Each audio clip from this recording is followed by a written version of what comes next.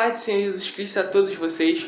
Hoje, na nossa 11ª lição da nossa revista da EBD, que estamos falando de Jesus e o Reino de Deus, nós vamos falar sobre a ética. Sim, a ética do Reino de Deus. Então, vamos iniciar com o nosso título da lição e o nosso texto áureo. Vamos lá? Título da lição, como já havia dito, diz: a ética do Reino de Deus. Nosso texto áureo ele se encontra em Mateus, capítulo 5, versículo 13, que diz: Vós sois o sal da terra. E se o sal for insípido, com que se há de salgar? Para nada mais presta, senão para ser lançado fora e ser pisado pelos homens. Esse é um pequeno versículo do texto do Sermão da Montanha que nós encontramos em Mateus, capítulo 5. Tá? E aí, para entendermos um pouquinho mais desse sermão, vamos ler a nossa leitura bíblica em classe. Só alguns versículos que se encontram em Mateus, capítulo 5, versículo 1 ao 12. Mas vamos estar lendo só alguns versículos para sermos mais breves. Então, vamos lá. Mateus, capítulo 5, versículo 1, que diz: Jesus, vendo a multidão, subiu a um monte e, assentando-se, aproximaram-se dele os seus discípulos. E, abrindo a boca, os ensinava, dizendo: Bem-aventurados os pobres de espírito, porque deles é o reino dos céus. Bem-aventurados os que choram, porque eles serão consolados. Versículo 7. Bem-aventurados os misericordiosos, porque eles alcançarão misericórdia. Versículo 10. Bem-aventurados os que sofrem perseguição por causa da justiça, porque deles é o reino dos céus. Bem-aventurados sois vós, quando vos injuriarem, perseguirem, e mentindo disserem todo mal contra vós por minha causa. Exultai e alegrai-vos, porque é grande o vosso galardão nos céus, porque assim perseguiram os profetas que foram antes de vós. Então, esse aqui é o Sermão da Montanha, quando ele fala sobre as bem-aventuranças, né? Bem-aventurados sois vós, né? E Jesus Cristo, ele ensinando um pouquinho da ética do Reino de Deus. Então, ele ensina esse código de ética, do qual vai surpreender todo mundo naquela época, né? Porque ele vai em contraste do que se vivia naquela época, do que se vivia, do que eles pensavam ser a maneira correta de se viver para se chegar a Deus também e entrar no reino dos céus um dia. Então foi o oposto, né? Jesus Cristo, ele vem ensinando diferente do que o mundo do nosso cotidiano, tanto nos tempos atuais quanto antigamente, do que o mundo acredita ser o certo. Então Jesus Cristo, no sermão, ele revela que a lei do amor ela é mais forte do que todos imaginavam, né? E que servir também é muito mais precioso do que ser servido. Então Jesus Cristo ele ensina todas essas coisas para as pessoas, o que vai fazer com que elas fiquem surpresas e queiram conhecer um pouco mais, as pessoas ficarem mais curiosas sobre o que Jesus falava e assim Jesus apresentar o reino dos céus para cada uma dessas pessoas. Então, nesse momento, Jesus Cristo ele vai anunciar essas bem-aventuranças, né? Sobre como o homem tem que ser da maneira certa, né? Como ele deve ser ético para entrar no reino que é eterno, né? No reino que não terá fim. E ele apresenta todas essas bem-aventuranças que nós vemos em Mateus capítulo 5, que vem trazendo tudo isso. E aí, Jesus Cristo ele mostra que e ensina que o amor e a comunhão com Deus é muito importante, diferentemente do que o mundo imagina do individualismo, né, da elevação do individualismo e das conquistas pessoais. Ele mostra que a comunhão, né, a compaixão, o amor para com as pessoas é muito mais importante para o reino dos céus do que o individualismo, né, ou a conquistas de um monte de coisa sem se pensar no próximo, nem nada do tipo. Então, Jesus Cristo apresenta o reino dos céus para essas pessoas dessa forma, ensinando cada vez mais a maneira de como elas se portarem, tanto nesse mundo e um dia no reino dos céus. E aí Jesus Cristo, no seu discurso, ele coloca justamente o amor, que é o toque que transforma cada uma das pessoas, né? Então é chegado o tempo que o mundo tinha que enxergar as coisas sob uma nova visão, sob uma nova ótica, né? E o Sermão da Montanha ele justamente traz isso, essa nova maneira de enxergar todas as coisas ao redor. E aí, uma das coisas que as pessoas percebiam ao ver a mensagem de Jesus Cristo é que devemos entender, e cada um de nós também devemos aprender, que precisamos viver uma transformação a partir do interior, né, do nosso interior, ou seja, do interior do homem. É isso que Jesus Cristo ensinava. Pois todos os sentimentos e mudanças vêm de fato, começam do coração. Então a mudança vem de dentro para fora. Jesus Cristo, na sua bem-aventurança, ele vem mostrando isso, né? Que a mudança vem lá de dentro, né? Da maneira como você se porta, da maneira que você age com as pessoas. Isso vai fazendo um diferencial em uma sociedade como um todo também. E aí, os ensinos de Jesus, eles mostram justamente as verdadeiras mudanças, né? Que ocorriam numa direção inversa do que muitos pensavam, ou seja, de baixo para cima e não, por exemplo, de cima para baixo. Então, Jesus Cristo ele mostra que a ética do reino de Deus é diferente da ética do mundo. Se o mundo está caminhando com uma ética ou um ensinamento nesse sentido, o de Jesus Cristo que ele vem trazendo era no sentido oposto, né? Justamente ensinando a maneira correta de se viver, a maneira correta de se portar no mundo em que vivemos. E essa transformação, justamente, ela começa a partir daqueles que o mundo não valoriza, que é justamente os bem-aventurados, né? Aqueles que são bem-aventurados, aqueles que possuem essas características e seguem a palavra de Deus dessa maneira, né? E como nós vemos no Sermão da Montanha. E aí nós vamos ver que o bem-aventurado, né, ele consegue entender que devemos buscar em primeiro lugar as coisas que são do alto, né, as coisas que são de Deus, priorizando o espiritual e promovendo assim a paz, a justiça e a alegria. Ou seja, ele se preocupa em primeiro lugar fazer a vontade de Deus e depois fazer as coisas aqui do mundo. Enquanto muitos outros escolhem fazer primeiro as coisas do mundo, o bem-aventurado não. Ele escolhe fazer primeiro as coisas relacionadas a Deus, tudo aquilo que Deus quer, para depois todas as demais coisas serem acrescentadas na vida dele, porque ele conhece a palavra e ele sabe dessa verdade, né? Então devemos sempre nós seguir o exemplo de Cristo, né? E sempre seguir o mandamento no amor, sempre na presença do Espírito Santo em nossas vidas, tá? No sentimento de companheirismo também com cada uma das pessoas. E aí, todo mundo já ouviu essa frase que devemos ser sal e luz desse mundo, né? Todo mundo, né, em algum momento da vida ouviu essa mensagem, essa frase, né? Ou seja, mas o que significa isso, né? Ser sal e luz, isso traz a ideia de dar sabor, fazer diferença, iluminar, ser referência, né? Então, devemos viver uma vida intensamente focada na palavra de Deus para ensinarmos da melhor forma possível a palavra de Deus e assim levar a mensagem de Cristo, mas sempre fazendo a diferença, agindo de forma diferente, agindo conforme a palavra de Deus.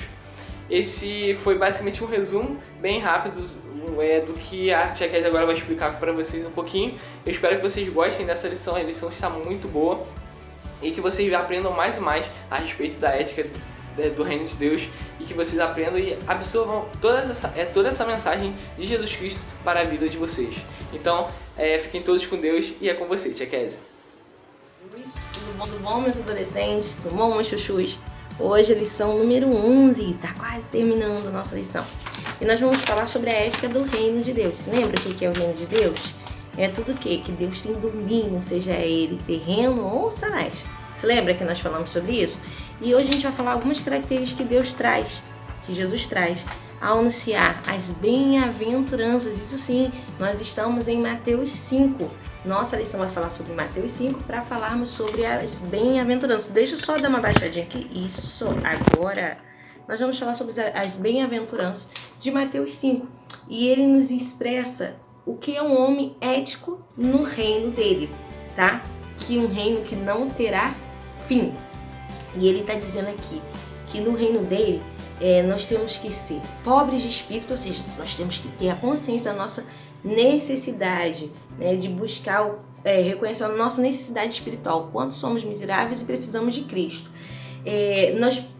Os que choram, que serão consolados, que ele diz, os mansos, os retos, pois possuem fome e sede de justiça, os misericordiosos, os limpos de coração, os pacificadores, os perseguidos pela causa de Cristo.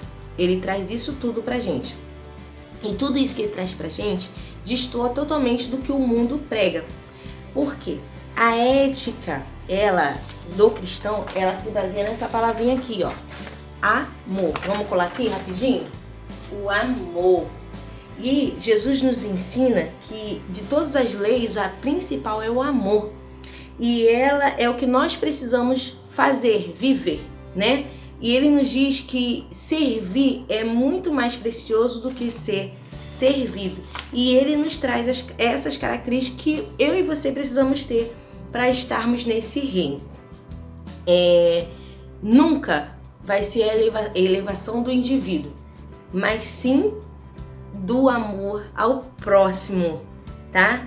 Não vivermos de individualismo. Então, olha, precisamos ser pobres de espírito, mansos, famintos e sedentos de justiça. Precisamos ser misericordiosos, puros de coração, pacificadores, defensores da justiça e não termos vergonha de chorar pelas causas certas, porque é chegado o reino de Deus. E eu vou só ajustar aqui, pronto. Eu fiz aqui para vocês também, olha, para vocês entenderem. Tá vendo? No momento que você tem o amor como centro, como principal, se você guarda o seu coração e Cristo habita nele, você começa a ter todas essas características que ele traz em Mateus 5 para nós. Então vamos pendurar aqui também, pra gente, ó, fixar na nossa mente também, no nosso coração, tá? Vamos lá pro próximo tópico, porque eu quero conversar mais com vocês na nossa videoconferência. E ele diz o seguinte, ele insere no seu centro do seu discurso o ingrediente principal que nós já citamos aqui, o amor. Ele traz algumas concepções também para nós entendermos um pouquinho melhor. Para que você também consiga ter esse código de ética, você precisa deixar que o Cristo mude, o Espírito Santo transforme a sua vida. Então, o seu interior vai haver mudanças, os seus sentimentos haverá mudança. E eu queria deixar para vocês Provérbios 4:23. Para que isso aconteça, você precisa, sobre tudo que deve guardar o seu coração.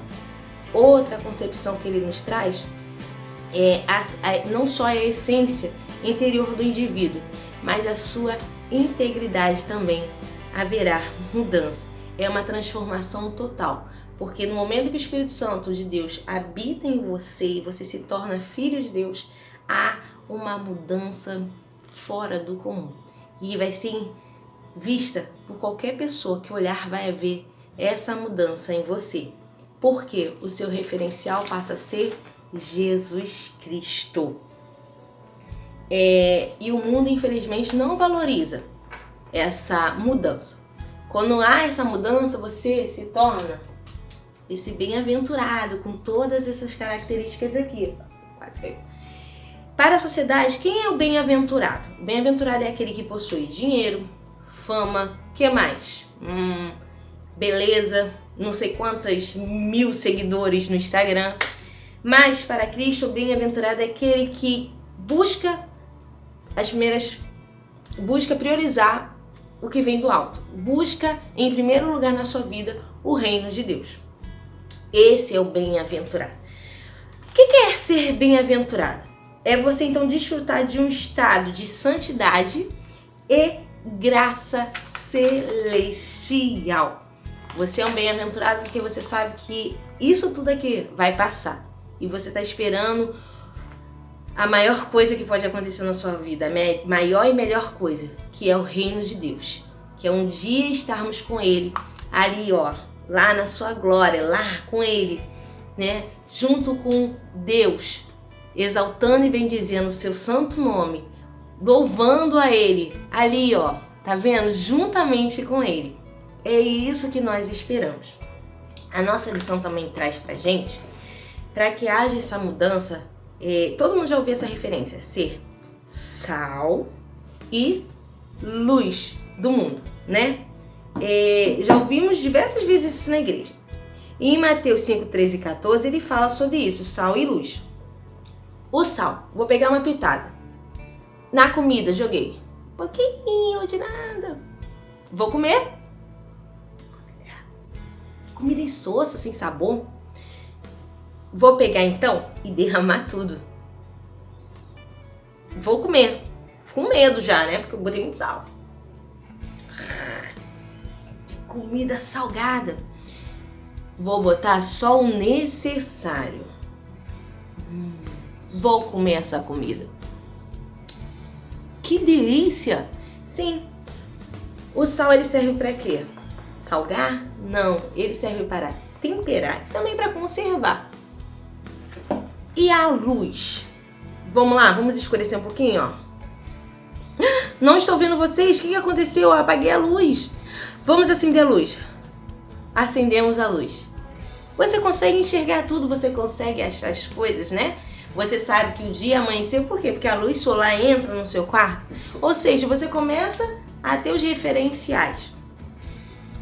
Nós não somos diferentes. Cristo nos inspira para sermos assim, para temperarmos e para iluminarmos não só a nossa vida, como também as das demais pessoas. Ele nos ensina em João 8:12. Vamos lá abrir a Bíblia em João 8:12. João 8:12. Eu sou a luz do mundo. Quem me segue não andará nas trevas, mas terá a luz de vida. Ele nos ensina que no momento que nós entendemos o quanto precisamos dele e ele habita em nós, nós não vivemos mais de qualquer maneira, não vivemos mais no pecado, nós somos novas criaturas em Cristo Jesus. Mas quando também eu sou nova criatura em Cristo Jesus, ele nos ensina a ter esse código de ética, porque vamos viver no seu reino. E esse código de ética, como falamos, o centro é o amor. E ele nos ensina agora a ter amor ao próximo. Amor ao próximo como a nós mesmos. Amar a Deus sobre todas as coisas e amar ao nosso próximo como a nós mesmos. Porque é isso que ele faria. Então, no momento que você é sal, você não vai deixar a vida de uma outra pessoa insossa ou nem vai salgar demais a vida dessa pessoa, mas você vai ser um tempero essencial para a vida dessa pessoa, para que haja mudança e transformação também na vida dessa pessoa. O seu testemunho vai ser luz de vida para essa pessoa e ela vai ver através de você Jesus Cristo. Por isso que nós somos sal e luz deste mundo. Ou seja, não precisamos só fazer a diferença. Nós precisamos ser o referencial, assim como Jesus é em nossas vidas. E assim nós vamos ganhar muito mais almas para Cristo. Ser bem-aventurado é viver a alegria da salvação, como diz em Salmo 51:12. Ou seja, essa alegria, ela não é da satisfação, não é resultado das circunstâncias favoráveis, mas nós temos a habitação do Espírito Santo em nossas vidas. Então, meus adolescentes, nessa manhã, nessa aula de domingo, eu peço que vocês busquem ter Cristo como referência na vida de vocês. Leia a sua palavra, busque amar ao próximo, busque ter a mente de Cristo, como diz aqui em 1 Coríntios 2:16. Busque ter Cristo como centro da sua vida e também leve isso a demais pessoas, porque o reino não é só nosso. O reino precisa ser anunciado e propagado para que outras vidas venham se render a Cristo. Vamos orar? Pai do céu, te agradeço por mais uma aula. Fale aos nossos corações e esteja conosco. Não nos desampare. Senhor, que possamos continuar sendo um tempero, que precisamos manter a nossa fé em Ti para que consigamos ser ainda luz para este mundo e fazer a diferença em outras vidas. Em nome de Jesus, amém. Beijo e espero vocês na videoconferência. Que Deus abençoe. Fiquem com Deus. Beijo, meus chuchus. Um bom domingo.